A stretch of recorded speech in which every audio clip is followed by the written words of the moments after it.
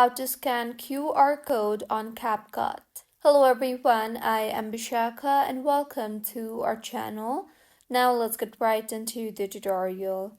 Firstly, go ahead and open the CapCut application on your device and make sure you are signed in. And now tap on the Me option from the bottom right of your screen and further tap on the three lines on the top right of your screen.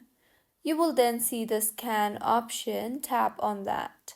CapCut will further ask the access of your device's camera, so select the Allow option and further go ahead and scan the QR code that you have by placing the QR code within the frame, and with this the QR code will be scanned.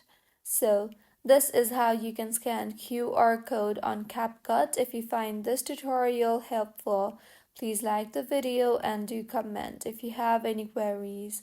Also, do subscribe to our channel for more helpful tutorials like this. See you on the next one.